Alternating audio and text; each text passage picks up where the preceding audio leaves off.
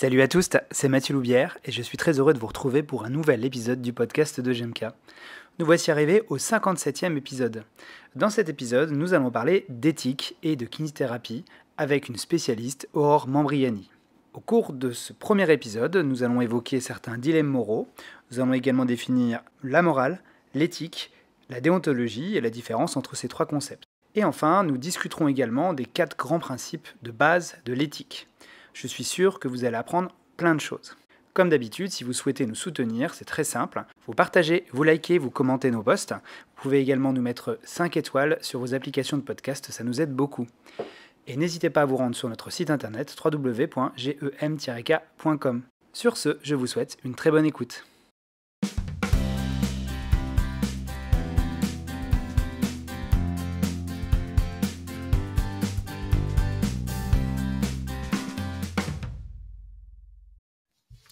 Salut à tous, c'est Mathieu Loubière, je suis hyper content de vous retrouver pour un nouvel épisode du podcast de GMK. Je suis ravi de vous retrouver avec cet épisode en plus particulier. C'est des questions que j'adore, ce dont on va parler aujourd'hui, je suis vraiment très heureux.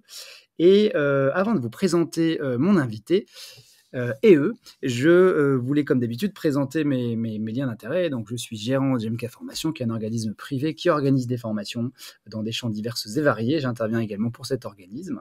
Et à titre personnel, j'ai des tout petits liens idéologiques avec mon invité aujourd'hui, puisque comme elle le dira, mais je partage un idéal de prise en charge musculo-squelettique, j'ai nommé la TMO. Donc en général, on est plutôt gentil avec cette famille-là de professionnels. Fin du suspense, bienvenue Aurore, comment vas-tu? Écoute, je vais très bien, je te remercie. Est-ce que Aurore Mambriani pourrait se présenter? Mais oui, déjà, je te remercie beaucoup Mathieu pour cette invitation et je te remercie pour l'intérêt que tu portes au sujet et de vouloir en parler dans un podcast. J'espère que ça va intéresser les gens. J'en suis sûr. Parce que les gens sont bienveillants, ceux qui nous écoutent, donc oui, ça va forcément les intéresser. Et puis ils vont le devenir encore plus après. Exactement. Donc je suis Aurore Mambriani, je suis kinésithérapeute, je suis spécialisée dans le champ musculo-squelettique. J'ai donc une formation en thérapie manuelle orthopédique et donc un fellow international décerné par OMT France, la plus belle association du monde. J'ai aussi un diplôme interuniversitaire en éthique des soins, de la santé et de la recherche et un master 2 en philosophie de la santé. Et puis, je suis très impliquée depuis de nombreuses années au niveau associatif, scientifique et un petit peu politique dans les enjeux de la profession de kinésithérapeute. Quand tu évoques un petit peu politique, qu'est-ce que tu sous-entends pour nos auditeurs et auditrices? Parce que en fait, donc je suis toujours au CA d'OMT France et OMT France, elle fait partie du conseil d'administration du CMK, donc du collège de la masso-kinésithérapie. Donc on est amené à prendre des décisions sur les orientations de la profession. Et puis, OMT France est aussi invité par des syndicats ou par l'ordre pour parler des enjeux aussi de la profession, de la vision ou de l'avenir, de ce qui est bien de faire. Voilà. Donc, c'est pas du tout lié à moi, un engagement syndical, mais c'est plutôt lié au fait que en fait, malheureusement, quand on est dans le contexte scientifique, on ne peut pas finalement ne pas mettre un tout petit peu le pied dans le politique parce qu'en fait, on défend quand même une vision et des orientations scientifiques. Et même si à travers OMT France, on essaye vraiment de rester le plus neutre possible. Et d'ailleurs, l'association a de très bonnes relations avec tout le monde au niveau syndical, de l'ordre. Et ça, c'est vraiment super. On a quand même tous des idéaux en fait et des valeurs et forcément ça transparaît dans les combats qu'on choisit et même du coup moi dans les combats personnels aussi, enfin les combats disons dans les orientations que j'ai données à ma vie professionnelle. Ouais. Ok, c'est bien, je trouve que tu parles du CMK parce que moi, avec les kinés que je croise, il y a plein de gens, c'est assez étonnant. Enfin, assez étonnant, non, c'est peut-être pas assez étonnant, mais qui connaissent pas le collège de la masso-kinésithérapie, enfin, qui connaissent pas son rôle. Est-ce que tu pourrais juste nous redire, en gros, à quoi ça sert, quoi, le CMK? C'est l'organe qui normalement représente la profession au niveau scientifique et il a une composante scientifique, une composante politique et aussi il y a un membre de l'ordre qui est là aussi. Et en fait, il a des missions, normalement, il relaie par exemple les missions de la HAS. Quand la HAS demande des experts, ça passe par le CMK. Là, il y a un groupe aussi qui travaille sur la certification périodique des kinésithérapeutes. L'ordre peut donner des missions aussi au CMK, notamment par exemple en ce moment sur les spécificités, de dire qu'est-ce qu'il devrait y avoir comme parcours de formation dans les spécificités. Et c'est des missions dont le CMK se saisit. Et c'est en fait un gros travail de coordination aussi entre différentes visions. Et c'est aussi un travail de coordination avec les autres professions, parce que du coup, c'est le CMK, c'est le CNP des kinés. Alors là, bien sûr, comme ça, à froid, je vais plus retrouver ce que c'est le CNP, mais du coup, c'est le représentatif, c'est l'organe représentatif de notre profession. Et en fait, il y a des échanges, des discussions, des collaborations qui sont faites avec les autres organes représentatifs des autres professions médicales et paramédicales. Et ça, c'est important puisqu'on avance sur la santé qu'en travaillant en collaboration entre toutes les professions. Voilà. Je ne sais pas si j'ai le mieux possible résumé ça sur le CMK, mais en tout cas, c'est très intéressant d'y être. Voilà. C'est intéressant, effectivement, je trouve, de comprendre qu'il y a enfin, si j'ai bien compris, que en fait, dans notre monde professionnel, les gens entendent beaucoup parler des syndicats. Enfin, moi, je parle des professions libérales que je connais mieux. On entend beaucoup parler de l'ordre, on entend beaucoup parler peut-être des sociétés savantes, SFP. En fait, le collège de la masso-kinésithérapie, c'est un peu un organe où il y a une espèce de collégialité qui travaille pour essayer de, je dirais pas créer du lien avec tout ça, mais en tout cas, on a un rôle un petit peu transversal de tout ça, si j'ai bien compris. Et je pense que c'est intéressant qu'il y ait une structure comme ça qui existe. Et qui est pas très connue, du coup, mais ça existe. Après, c'est aussi une structure qui est assez récente, le CMK. Et par exemple, là, ils essayent un peu de faire plus de com sur les réseaux. Il y a un colloque aussi chaque année. Et voilà, après, ça reste quelque chose qui est assez discret, mais qui travaille. Ouais, c'est ça. Ouais, on travaille fort. Okay. Donc, si le CMK travaille, j'imagine que toi aussi, tu as travaillé. Quel a donc été ton parcours, chère Aurore? Alors, moi, en sortant de l'école, en école de kiné, j'ai alterné un petit peu en faisant des remplacements, j'ai fait de l'intérim, et puis j'ai pas mal voyagé au niveau personnel. Et en gros, en fait, je travaillais, je gagnais de l'argent, puis je partais voyager. Et puis j'ai fait des missions humanitaires aussi. Et en fait, tout ça, ça m'a permis, alors déjà au niveau du travail, de voir différentes façons de travailler et de voir, d'affiner un petit peu ce vers quoi j'avais envie d'aller. Et puis au niveau des voyages et de l'humanitaire, ça m'a permis vraiment de prendre conscience du recul nécessaire qu'il fallait avoir en tant que soignant. Déjà face à des contextes qu'on connaît mal ou face à des personnes dont on connaît seulement une petite partie des informations. Et puis plus généralement de l'importance de se remettre fréquemment en question soi-même, de remettre en question ses acquis, ses perceptions aussi, voilà. Et puis, en parallèle de tout ça, je continuais à me former avec des congrès nationaux, des revues et puis des formations courtes. Et puis, en 2012, j'ai commencé la formation canadienne en thérapie manuelle orthopédique parce qu'en fait, il y avait un petit forum de TMO. Et en fait, là, j'ai vu les enseignants canadiens faire un bilan. Et là, j'ai dit, ah oui, d'accord, alors ça, j'ai jamais vu ça. Et ça a l'air quand même vachement qualitatif, en tout cas vachement plus que tout ce dont à quoi j'ai pu avoir accès pour le moment. Donc voilà, je me suis lancée là-dedans. Et puis en parallèle, j'ai ouvert un cabinet parce que j'avais envie de pouvoir appliquer les enseignements sur des patients que je pouvais suivre pour voir comment ça fonctionnait. Et puis j'ai continué d'autres formations aussi. J'ai un autre certificat australien en musculo-squelettique. Et puis plein de formations dans la sphère biopsychosociale, la douleur. Et puis j'ai commencé aussi à aller plus aux congrès internationaux et ça j'ai beaucoup beaucoup aimé. Voilà. Et en 2012, du coup, on a aussi créé l'association OMT France. Donc parce qu'en parallèle du cursus canadien qui commençait, il y avait aussi un cursus américain qui s'appelait IAOM. Et donc, entre ceux qui commençaient le cursus canadien et américain, en fait, on a créé OMT France, qui du coup maintenant est l'association qui représente le représentant français de l'IFOMT. Donc l'IFOM, c'est la Fédération internationale des kinésithérapeutes en musculo-squelettique et c'est le plus gros sous-groupe de la World Physiotherapy. Donc la World Physiotherapy, c'est l'asso international de kiné, donc c'est la sous-branche, c'est le sous-groupe kiné de l'OMS. Et voilà. Et dans OMT France, j'ai déjà été trésorière et puis j'ai été présidente de 2017 à 2024. Et aujourd'hui, j'ai passé la main avec joie en juillet à Adrien Mounier-Poula, qui est le nouveau président. Et l'équipe est très dynamique et j'ai toute ma confiance en eux pour conduire OMT France vers de nouveaux horizons très très prometteurs. J'ai hâte de voir tout ce qu'ils vont faire. Donc, je suis encore au CA, mais vraiment juste là pour transmettre un peu les dossiers, enfin que les transmissions d'informations se fassent bien entre les dossiers, ouais, les personnes. J'imagine, avec tout ce que tu as connu, transfert d'expérience et de c'est ça. Partage d'expérience.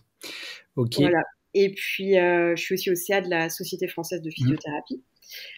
Et puis en 2021, j'ai eu envie de me questionner sur d'autres aspects que la pratique clinique et de dézoomer encore un petit peu plus sur ce que c'était le soin. Et puis j'ai commencé à m'intéresser à l'éthique. J'ai fait un diplôme interuniversitaire avec un mémoire sur le consentement en kiné, où j'ai interrogé des soignantes et des soignants sur leur vision du consentement, alors plutôt sur l'autonomie décisionnelle, plutôt que sur le consentement au toucher. Moi, j'ai pas trop travaillé sur le consentement au toucher. Et puis j'ai continué sur un Master 2 en philo de la santé qui était plus large en sciences humaines et sociales. Et j'ai continué à travailler sur le consentement, mais en interrogeant des patientes et des patients et en essayant de croiser les apports du DIU et du mémoire de philo. Voilà. Et comme je ne suis heureusement pas la seule kiné qui s'intéresse à l'éthique et à la philo, j'ai rencontré d'autres personnes qui avaient des intérêts communs. Et du coup, avec Céleste Rousseau et Arthur Filleul, on a créé en 2022 un nouveau groupe d'intérêt à la SFP qui s'appelle Philo et Kiné et qui regroupe une quarantaine de kinés qui s'intéressent à ces sujets. Et pour la première fois, là, on va présenter des interventions au JFK à Montpellier. Et on est très, très content de ça. Et voilà, c'est un groupe qui est évidemment ouvert à tous et qui a... Nous, on l'appelle le bac à sable, c'est-à-dire que tout le monde peut venir jouer dans le bac à sable et soit creuser des trous ensemble pour aller creuser loin dans les connaissances ou alors construire des édifices comme des châteaux en ajoutant des connaissances venues de chacune et de chacun. Qu'est-ce que vous avez prévu de faire au JFK? Ça éveille ma curiosité. Alors, il y a une table ronde sur l'expertise. D'accord. Il y a une intervention sur l'autonomie. Il y a une intervention sur l'empathie aussi, je crois. Je crois qu'il y a aussi le procès du biopsychosocial qui se tient sous l'égide du GI Philo. Il y a une table ronde aussi avec sur l'arrêt des soins, justement. Voilà, là de mémoire, c'est ce que j'ai. Okay. Après, c'est pas moi qui me suis spécifiquement occupée de ça, mais voilà, c'est quelques sujets qu'on est content de porter. Ok. Et avec tout ça, toutes ces formations, comment tu dois résumer ta semaine? Comment tu travailles aujourd'hui? Comment tu t'organises avec tout ça? Ok. Alors aujourd'hui,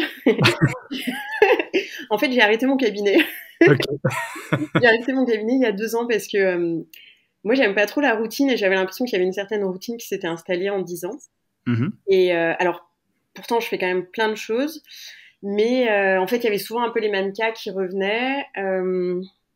J'avais plus trop de challenge en fait. Et puis j'étais aussi un peu triste parce que j'ai longtemps espéré trouver un collègue ou deux qui auraient un peu les mêmes aspirations que moi et avec qui on pourrait vraiment échanger sur les bilans, sur les traitements, sur le raisonnement clinique, aller peut-être ensemble à des formations ou justement confronter nos formations et tout ça.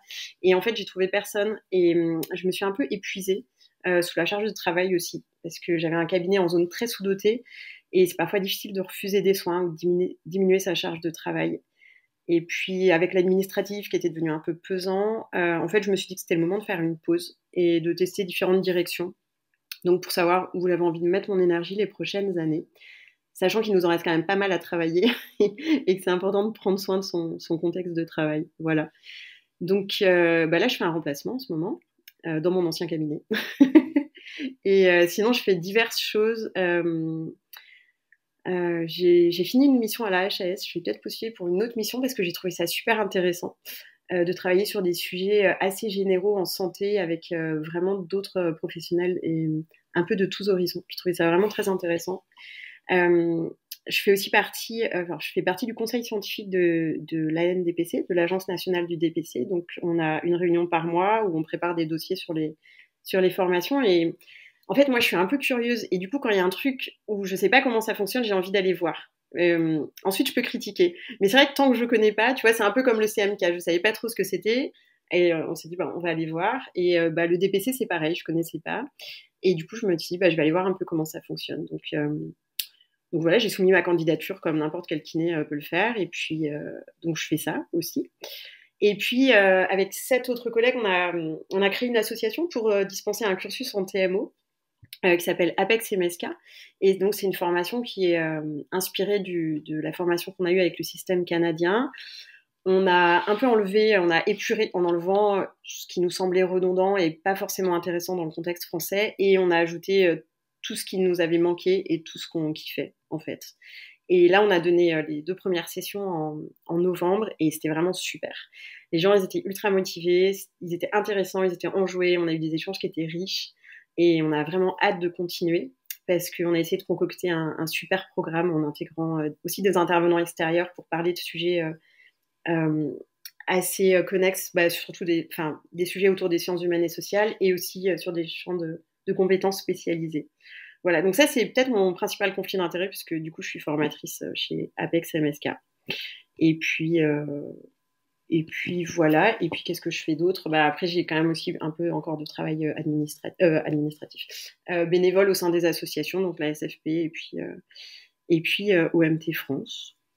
Et puis, écoute, là, c'est pas encore vraiment un conflit d'intérêt, mais je réfléchis à faire des formations aussi, de la formation continue justement sur les sujets que j'aime bien, donc c'est-à-dire le consentement, parce que c'est une notion qui est assez mal comprise dans le soin et qui est un peu déformée sur sa nature et sur son utilisation, et ça m'embête un petit peu.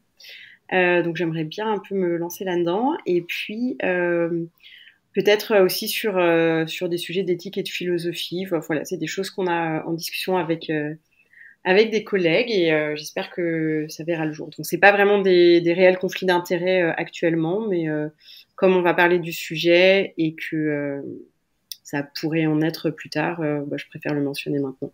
Voilà. Et puis, ouais, voilà. Ce que j'allais dire, c'est déjà pas mal. Ça fait beaucoup de choses à faire différentes et on sent bien que tu prends beaucoup de plaisir à fonctionner dans une espèce de collégialité, à croiser des gens et j'ai l'impression que tout ce qui est rapport humain et contact avec les autres professionnels, c'est quelque chose qui te plaît.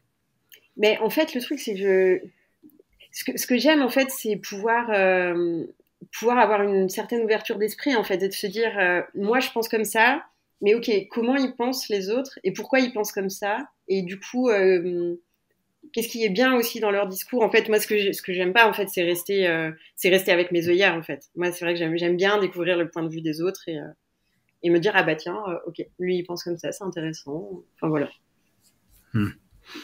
Ok.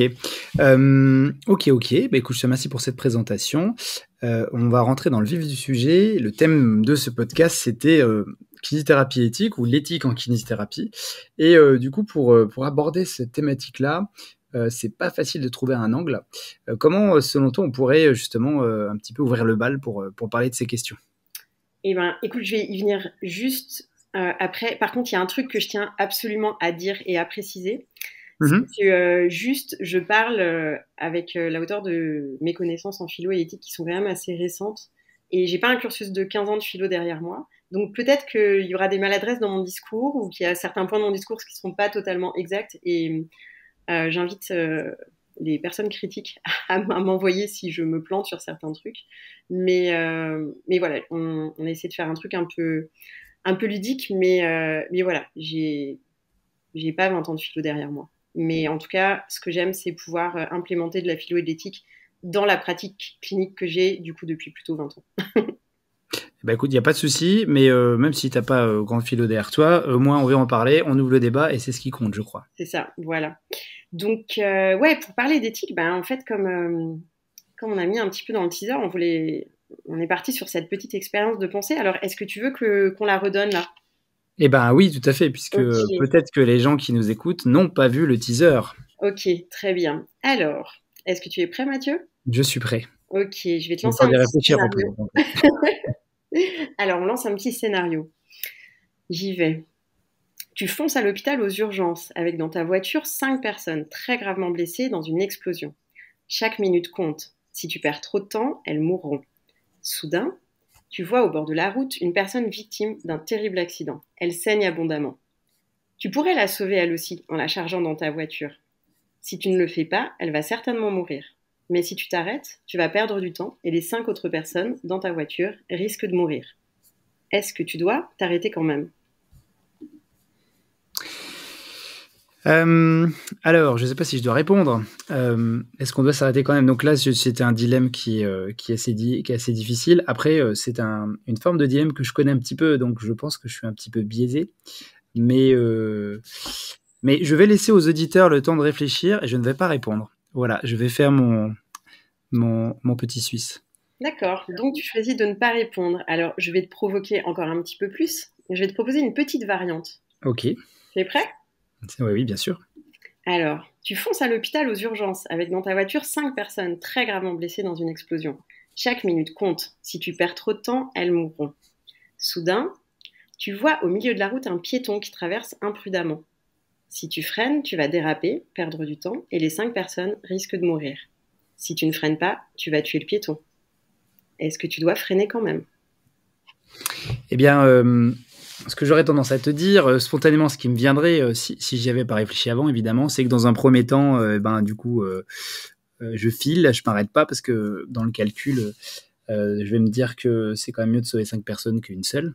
Mais là, c'est pas pareil parce que ce qui va se passer, c'est que si je continue, je vais délibérément balayer quelqu'un. Donc, je ne sais pas quoi faire, ma pauvre. Je sais pas s'il faut que je plante le mec ou la nana. J'ai pas, c'est peu importe d'ailleurs, hein. Pour sauver 5 personnes, alors qu'en fait, en vrai, si on réfléchit, au bout du bout, c'est la même chose, mais l'acte n'est pas le même. C'est-à-dire que dans un cas, je laisse mourir et dans l'autre cas, je fais mourir. Exactement. Et c'est Voilà. pas pareil. Alors, ça, c'est une possibilité. Ok. Effectivement.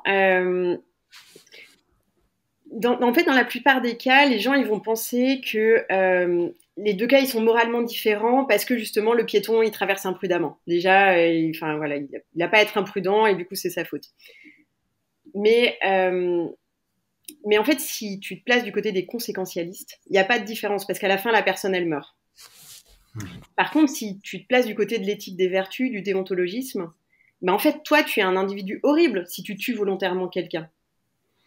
Mais ça veut dire que tu impliques une distinction psychologique et un critère d'intention dans ta démarche, et du coup, tu juges pas une action sur les conséquences. Et ça, c'est une nuance qui peut apparaître. En fait, l'idée, c'est que on peut voir plein de nuances en fait dans ces petites expériences. Et si t'apportes plusieurs variations, en fait, tu as différentes nuances qui vont apparaître dans les distinctions que tu peux faire. Et la distinction entre tuer et laisser mourir, parce que là c'est un peu des points qui est soulevé, ça peut être beaucoup plus fin. Des fois, ça peut même devenir inexistant. Par exemple, cette distinction-là, qui paraît assez flagrante quand on se place du côté du conducteur, en fait, si tu te places du côté de la victime, ben, tu vas voir qu'elle peut devenir beaucoup moins importante. Si, si on prend l'exemple d'un patient qui veut mourir, est-ce que ça fait une différence que le médecin, il stoppe les traitements, c'est-à-dire qu'il le laisse mourir, ou qu'il lui fasse une injection létale, c'est-à-dire qu'il le tue? En fait, pour le patient qui veut mourir, pour lui, ça change absolument rien. Alors, pourquoi ça devrait changer quelque chose pour le médecin? Et pourtant, bah là, le dilemme, c'est un peu ça. Ce qui est en question ici, c'est de se dire il y a des différences de point de vue qui peuvent permettre de regarder différemment une même question. Et donc ce petit extrait là qu'on a fait ensemble, il est issu d'un ouvrage qui est assez connu, donc que tu connais aussi, qui s'appelle L'influence de l'odeur des croissants chauds sur la bonté humaine et autres questions de philosophie morale expérimentale. Et c'est écrit par Ruan Augien, qui est l'auteur de plusieurs ouvrages qui sont assez accessibles et drôles. Et du coup, je me suis dit que c'était une bonne porte d'entrée et ça peut être une bonne référence pour des gens qui voulaient lire un peu sur l'éthique sans lire des gros pavés qui, des fois, sont un peu plus compliqués. Et ce petit scénario, c'est une expérience de pensée. Donc, c'est-à-dire, c'est une petite fiction qui est inventée spécialement pour susciter la perplexité, pour provoquer la réflexion. Alors ça, c'est les mots de Ruan Augien. Et d'y voir plus clair dans des questions de politique ou de morale plus complexes. C'est bien que tu parles de ce bouquin parce que moi, c'est un bouquin que j'ai découvert. Alors, de mémoire, c'est un pote qui m'en avait parlé il y a peut-être une dizaine d'années parce qu'il est pas très, très récent ce bouquin. D'ailleurs, Ruan Augien est mort alors, il y a pas très longtemps. Enfin, en même temps, je dis ça tourne. Et en fait, je l'avais entendu reciter par Richard Monvoisin dans un de ses cours à Grenoble, donc donc tous ces cours à Grenoble qui donnent en pensée critique sont accessibles sur YouTube. Et notamment, il y a une partie qui est extraordinaire sur l'éthique et les dilemmes moraux. Et justement, il parlait de ce bouquin. Et du coup, moi, je me suis plongé là-dedans il y a quelques années. Je trouve ça extrêmement intéressant parce qu'en fait, comme tu l'as dit, c'est des petites scénettes dans lesquelles on est mis un petit peu comment dirais-je, en porte-à-faux au niveau psychologique, au niveau émotionnel, où on se dit que on peut peut-être avoir des idées parfois qui sont un petit peu tranchées sur ces questions-là, et finalement, en fonction des situations, des fois c'est compliqué de trancher, et donc je sais pas, il y a une quinzaine de petits dilemmes comme ça qui va analyser et qui nous retournent un peu le cerveau. Et ce livre est fabuleux, je trouve. Je le conseille vraiment en lecture. Il est très facile à lire et c'est une façon d'accéder, on va dire, à l'éthique de manière, je dirais, non rugueuse. Et ça soulève une seconde question peut-être, parce que là, on a pris cet exemple-là de la philosophie morale expérimentale, qui est un champ particulier de la philo. Hein. Oui. Je parle comme si je connaissais, mais je suis pas philosophe non plus. Oui. Ça fait genre que je connais, mais en fait, voilà, c'est le seul petit pan que je connais. Et la question qui se pose derrière, c'est finalement, on entend beaucoup les termes de philo, de morale. Tu as parlé de déontologisme, hein, qui est un archétype possible de la morale. Est-ce que tu peux peut-être nous clarifier les choses sur ce que c'est que l'éthique, ce que c'est que la morale, quelle est la différence, s'il y en a une, etc. Enfin, la définition, ce serait quoi? Ouais, on peut faire ça. Je viens de regarder, il est de 2012, le bouquin. Ah ben, ça passe vite. Voilà. Il est en poche, il est pas très cher. Non. Il a une très belle couleur, orange. Donc c'est... Exactement, avec des petits croissants dessinés dessus. Exactement. Alors, ouais, on peut faire morale et éthique. Et en quoi ils sont voisins, différents. Alors, le terme de morale, ça concerne les mœurs, les habitudes d'une société, et c'est un peu ce qui nous permet de concevoir ce qui est bien ou mal. Ça peut être inné ou ça peut être dû à notre éducation. Ça peut s'articuler autour de règles, comme la déontologie, qui est un système plutôt d'injonction qui s'applique à une profession. Et la morale aussi, ça fait appel aux valeurs, par exemple, qui est juste, injuste, et ça peut aussi se situer dans l'écart entre ce qui est fait et ce qui devrait être fait. Et en fait, étymologiquement, l'éthique, c'est pareil. on peut vraiment les rapprocher. Mais en fait, c'est dans l'usage qu'on fait du terme qu'il y a plutôt des distinctions. Disons que quand tu entends le terme de morale, tu as l'impression plutôt qu'il y a un poids qui va te tomber dessus, tu vois. Tu as l'impression plutôt d'un carcan. Alors que le terme d'éthique, c'est un peu un terme à la mode. Il est un peu mis à toutes les sauces. Tu as du café éthique, de la mode éthique, des soins éthiques. Enfin voilà, tu peux le mettre un peu à toutes les sauces en ce moment. Et l'éthique, ça semble aussi plus ancré dans l'individualité que la morale. Et pourtant, ça reste toujours orienté vers un idéal. C'est-à-dire, c'est comment se comporter dans une situation qui est délicate. Est-ce qu'on pourrait, excuse-moi, je te coupe, je peux faire un espèce de raccourci en disant que, on va dire que la morale, c'est la posture philosophique et l'éthique, c'est un petit peu l'application pratique ou en tout cas quelque chose d'un petit peu plus aux objectifs dans les comportements. On peut dire que l'éthique, c'est plus objectif dans les comportements. Est-ce que la morale, c'est la composante philosophique? Je ne sais pas, parce que pour moi, c'est pas que philosophique, il y a tout ce qui se rapproche des normes et des valeurs d'une société. En fait, c'est pas que philosophique, ça se rapporte vraiment aux sociétés et aux cultures aussi, peut-être. Mais je sais pas si je sais exactement répondre à ça. Mais en tout cas, c'est sûr que dans la dans le terme d'éthique et dans les réflexions éthiques, on a plus ce côté pratique que ce qu'on a dans la morale qui paraît quelque chose de plus figé, de plus ancré, de quelque chose qui est moins malléable ou flexible. Ouais. Et je me dis aussi peut-être, bon, j'y digresse, hein, je dirais à chaque compte peut-être n'importe quoi, mais c'est pas grave, tu m'as dit qu'on allait digresser beaucoup, donc exactement, donc on est là pour ça. Je me dis, la morale, en fait, c'est quelque chose pour moi qui est... alors, il y a des théoriciens de la morale, hein, tu l'as dit, Kant, on pourrait citer Aristote avec l'éthique vertu, comme tu l'as dit, ou les conséquentialistes, qui sont relativement à la mode, hein, si on pense aux États-Unis, avec les utilitaristes, par exemple. En fait, la morale, pour moi, c'est comme si c'était une posture qui n'a pas vocation à donner une réponse. Alors, il y a quelques philosophes moraux, je pense à Ruyen-Nogin par exemple, qui essaient de poser des postures, de se poser la question, est-ce qu'il y a une morale universelle? Mais j'ai l'impression que l'éthique, c'est quelque chose de plus marquant et d'ancré dans la pratique parce qu'on se pose des questions opératives, des choses qui sont des situations réelles du terrain. Alors que la morale, c'est un questionnement que moi je vois plutôt, quand je disais une doctrine philosophique, c'est une question transversale sur l'humanité en général. Je ne sais pas si tu comprends ce que je veux dire. Et je me pose la question, est-ce que c'est pas ça la différence?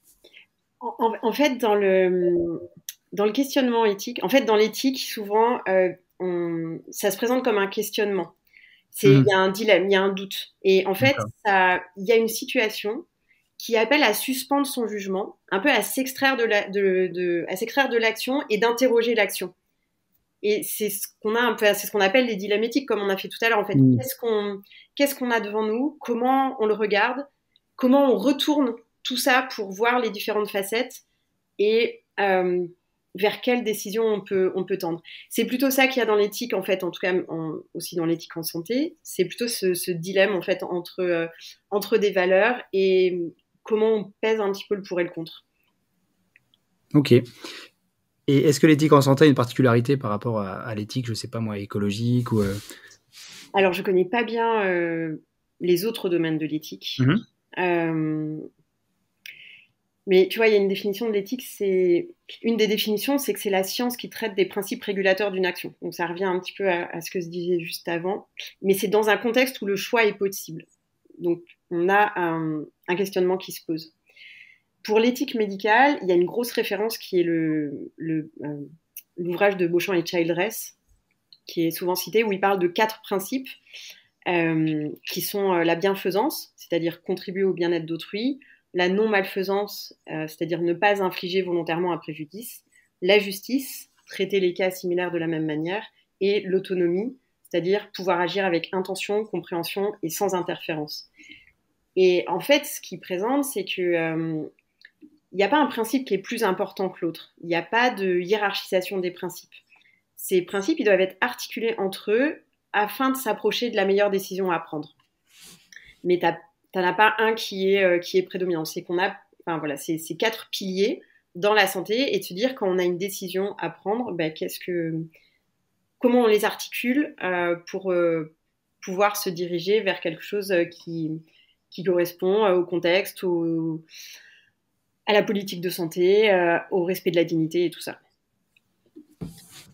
Ok. Et donc ces 4 critères-là, bienfaisance, non-malfaisance, tu as cité... C'est l'autonomie. Ah. Ça a coupé, excuse-moi. Ah, pardon. Bienfaisance, non-malfaisance, justice et autonomie. Ah, ok. Ça me rappelle quand même, en morale, il y a 4 modules moraux. Moraux, c'est terrible, j'aurais dû relire ça avant. Il y a quatre modules moraux de base de mémoire qui construisent un petit peu l'être humain, enfin qui sont à peu près cohérents en fonction des peuples, des époques, etc. Et la notion justement de justice, alors en module moral, on appelle ça, il faut traiter des cas similaires de façon similaire. Il a juste de faire 2 poids 2 mesures, ça je me souviens bien. Et il y a aussi un critère que je trouvais pas mal et qu'on retrouve peut-être pas forcément dans l'éthique, encore que quoique, c'est un truc minimaliste qui est de dire ne fais pas aux autres ce que tu aimerais pas qu'on te fasse à toi-même. De même qu'il est inutile d'obliger des gens à faire ce qu'ils feront nécessairement eux-mêmes. Comme il est inutile d'interdire aux gens à faire ce qu'ils ne feront pas. Je trouve que c'est des questions qui sont très universelles, ce truc-là. Et moi, ce qui me plaît dans l'éthique, la définition que tu as donnée, je trouve que c'est vachement plus applicatif. Alors, je tourne en rond depuis tout à l'heure avec ce que je dis, mais je trouve que c'est beaucoup plus applicatif. Alors, moi, ça me parle plus de dire prendre soin d'autrui, ne pas être malfaisant. Je trouve que c'est plus marqué que ces débats et ces livres qui sont très complexes, parfois en philosophie, en tout cas que moi je ne comprends pas complètement. Donc l'éthique en santé, ça me paraît vraiment primordial. Et pour rebondir là-dessus, du coup tu l'as évoqué, tu as parlé de déontologie. Il y a, du coup, comment on sépare la déontologie de l'éthique, comment on met en relation ces deux thématiques? Alors, la déontologie, c'est ce qui nous s'applique aux professions de santé, c'est un code de déontologie. Et en fait, ça rassemble l'ensemble des devoirs d'une profession. C'est un terme qui est apparu sous la plume du philosophe Jeremy Bentham dans un ouvrage qu'il a appelé Déontologie ou science de la morale, justement. Et qui parlait d'actions, donc soit les actions étaient bonnes ou dignes, ou alors elles étaient mauvaises ou indignes. Voilà. Et c'était plutôt par rapport à la somme du bonheur public. Aujourd'hui, la déontologie, ça fixe plutôt des règles de conduite pour prévenir des conflits. Et elle est le reflet des droits, des devoirs, et elle est le reflet à travers ça plutôt des valeurs d'une profession. Donc nous, on a un code de déontologie qui a été établi en 2008. Voilà. Et c'est des règles qui sont applicables à l'ensemble des membres d'une profession et aussi par rapport aux autres professionnels de santé et aussi par rapport aux patients. Et ce code de déontologie, on est bien d'accord que normalement tous les kinés qui aident à l'ordre l'ont signé, hein, c'est ça? Oui, ça s'applique à tous les kinés libéraux, salariés, et il y a plusieurs parties qui s'appliquent aux étudiants aussi, et aux étudiantes. Je me pose la question, j'ai pas la réponse. Est-ce que avant l'ordre, on n'avait pas de code de déontologie, nous les kinés? Alors écoute, sachant que le code de déontologie il a été établi des kinés en 2008. De facto, on appliquait le code des médecins parce qu'on était considéré comme profession paramédicale. Je ne sais pas. Il faudrait se renseigner. J'ai pas la réponse. Je suis désolée. Okay. Bah, c'est pas grave. Et donc, grosso modo, dans ce code de déontologie des kinés, je suis sûr que tous les kinés les connaissent par cœur sur le bout des doigts, puisqu'on ne signerait pas quelque chose qu'on n'a pas lu auparavant. C'est une évidence. Mais en gros, qu'est-ce qu'il y a dedans? Comment il est construit? Est-ce que tu peux juste nous redire? Eh ben, en fait, figure-toi. Alors moi, je l'ai lu une première fois quand j'ai fait mon DU. Et évidemment, je l'avais lu déjà plein de fois, t'imagines bien. Oui, moi aussi, hein. C'est d'ailleurs un livre de chevet permanent. Voilà, mais en fait, c'est super intéressant. Il a plusieurs parties. Donc, il y a une première partie sur les devoirs généraux, après sur les devoirs envers les patients. Ensuite, une autre partie sur les devoirs envers les confrères, les membres des autres professions, et après une troisième partie, une quatrième, cinquième, sixième partie sur plutôt les formes d'exercice de la profession. Mais ce qui nous intéresse, nous, plutôt, en fait, c'est les devoirs envers les patients et les devoirs généraux. Et notamment, là, dans les devoirs généraux, du coup, je l'ai quand même regardé de nouveau un petit peu. Le premier devoir, c'est le respect de la vie, de la dignité de la personne. Je trouve ça cool que ce soit en premier. Il y a le principe de moralité, de responsabilité, il y a le secret professionnel, et il y a la non-discrimination. Et dans la non-discrimination, ça parle d'écoute attentive, de vigilance aux attitudes, à la communication non verbale, ne pas porter atteinte à la pudeur, expliquer les raisons de son examen et ses techniques, et avoir une bonne communication. Donc ça, donc c'est toujours du respect de la dignité, et ça apparaît déjà là, en fait. Et le truc, c'est que ça apparaît plusieurs fois dans le code de déontologie sous des chapitres un peu différents. Donc ça, c'est un peu les devoirs généraux. Et après, dans les devoirs envers les patients, il y a des choses aussi où j'étais un peu étonnée. Mais bien sûr, ça parle de la qualité des soins, de l'information aux malades. Alors ça, l'information aux malades, c'est vraiment un énorme... Enfin, c'est pas un énorme bloc, en fait. Ça prend pas tant de place que ça dans le code de déontologie. Mais tu vois, ça, c'est des choses où il y aurait énormément à dire, en fait, sur l'information aux malades.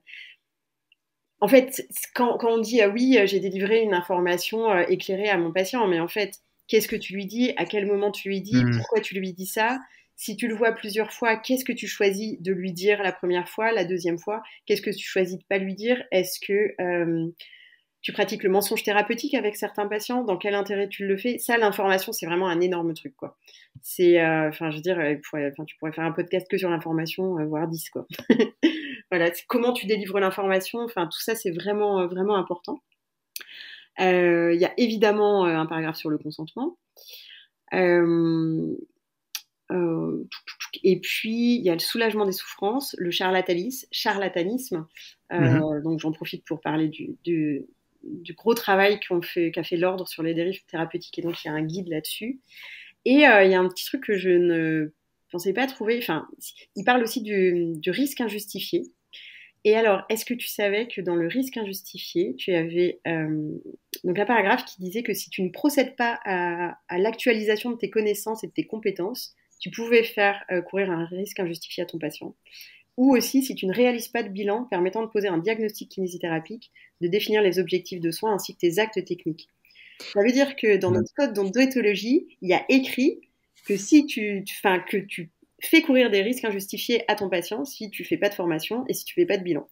Ben, je pense que s'il y a des patients qui savaient ça, pourrait embêter certains kinés. Alors, ça me fait penser à un truc. Moi, j'utilise le code de déontologie dans une situation très particulière.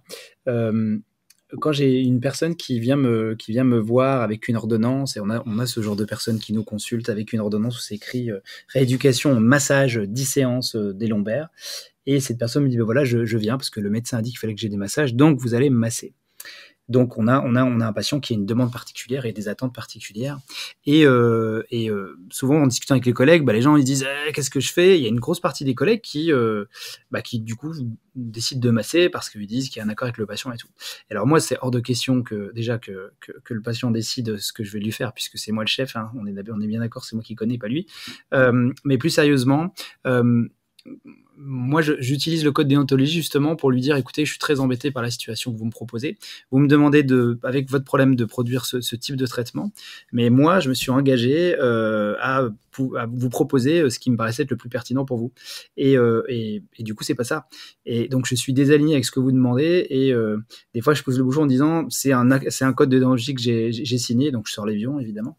Et donc là, je vous propose deux situations. Soit vous souhaitez vraiment ce traitement-là, et ce que je vais faire, c'est que je vais vous indiquer des confrères qui sauront mieux le faire que moi.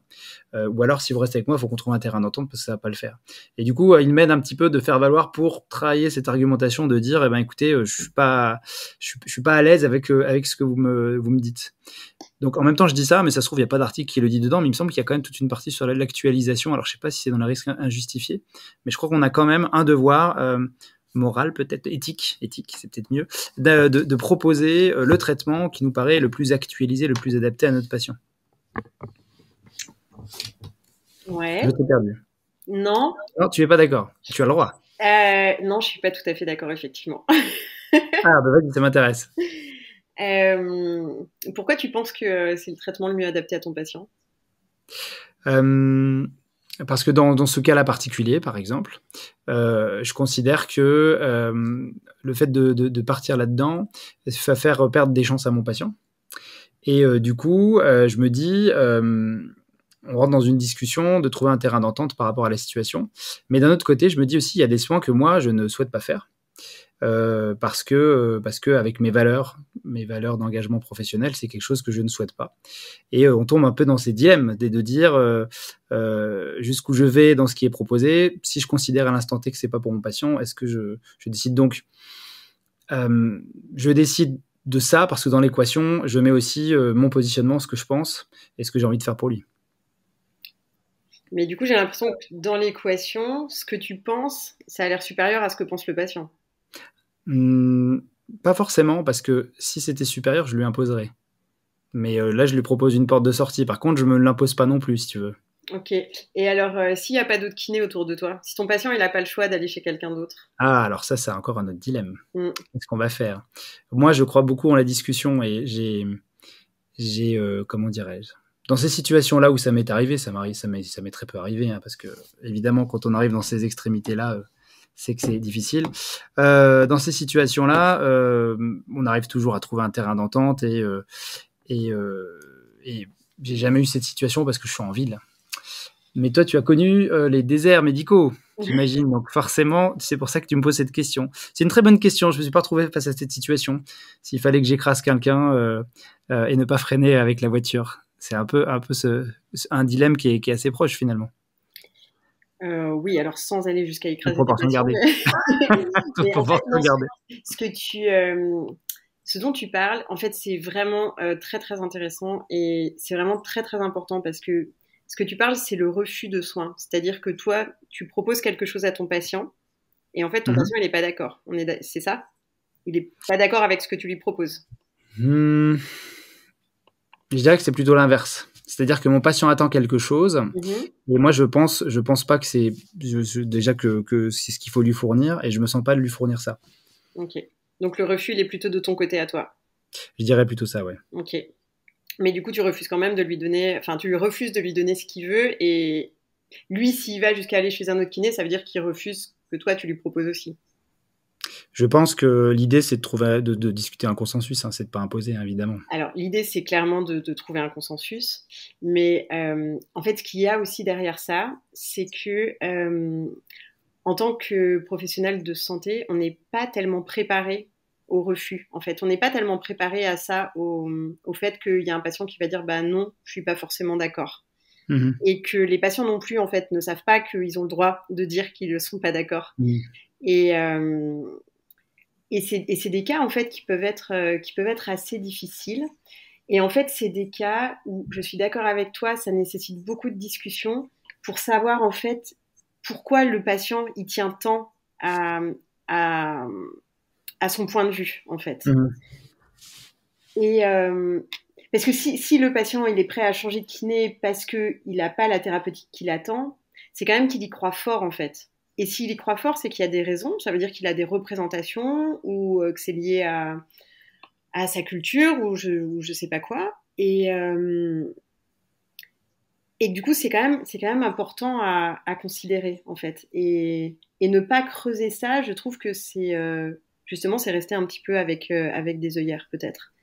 Je le dis pas là forcément pour toi, mais je pense qu'il y a beaucoup de confrères, en tout cas, moi en ayant discuté, il y a beaucoup de confrères qui m'ont dit, en gros, bah, moi si le patient il veut pas faire mes exercices et qu'il veut que je le masse, bah, en fait il a qu'à aller voir ailleurs. Mais en fait c'est important de sonder pourquoi le patient il veut pas faire ce qu'on lui propose et qu'est-ce qu'il veut pas faire exactement. Et c'est là encore où je parle de l'information parce que peut-être que toi, tu vas te dire assez facilement, mais oui, d'accord, je suis d'accord pour lui faire une fois un massage, si après on passe sur des exercices, mais que le patient, lui, dans sa tête, tu vas lui faire peut-être que des exercices et pas s'occuper de lui. En fait, ce qu'on se rend pas compte, c'est toutes les représentations que les patients ils ont et que nous on n'a pas, parce qu'en fait nous on sait ce qui va se passer pendant la séance. Mais est-ce que tu t'es déjà imaginé toutes les questions que pouvait se poser un patient qui arrive dans un cabinet de kiné pour la première fois. Genre, la personne, elle a 35 ans, elle n'est jamais allée dans un cabinet de kiné. Et là, tu passes la porte d'un truc et tu te dis, mais sur quoi je vais tomber en fait? Parce que tu as ce que les gens ont pu te dire, tu as tes représentations, tu as ce que tu as pu voir sur les médias, tu as tes craintes. Et en fait, nous, on a cette supériorité, c'est qu'on sait ce qui va se passer dans la séance, on sait ce qui va se passer dans la suite des séances. Mais en fait, des fois, les patients sont aussi fermés sur certaines choses parce qu'ils n'ont pas toute cette vision qu'on a. Et voilà, je me suis un peu perdue aussi. Non, mais en fait, pour rebondir sur ce que tu dis, très justement, je pense qu'une des questions emblématiques de nos prises en charge, c'est également qu'est-ce que vous attendez de moi? À votre avis, qu'est-ce qu'il faudrait faire pour soulager votre problème? Et là, je sors de la situation un peu particulière qui est du patient. Évidemment, vous avez compris que si je sors cette carte-là, c'est le patient qui est vraiment très engagé, qui veut ça, et que le médecin qui a dit, et qu'il faut faire ce que j'ai dit. Bref, mais bon, si je reviens à un patient lambda, effectivement, comme tu dis, quelle question il se pose? Je pense que la meilleure solution, c'est de lui dire qu'est-ce que vous attendez de moi? À votre avis, qu'est-ce qu'il faudrait faire pour aller mieux? Et selon vous, quelle attitude il faut avoir avec votre pathologie? Parce que, comme tu dis, nous, on connaît la kiné, mais je pense que ça allait être soulevé par ce que tu allais dire. Dans la relation de soins, il y a 2 expertises qui se rencontrent, et nous, on ne connaît pas le patient. Donc, c'est lui qui se connaît le mieux, qui connaît sa réaction, son histoire, ses pensées, ses représentations. Et effectivement, cette question, la seule solution, je pense, pour savoir, c'est de lui poser la question. Ouais, bien sûr.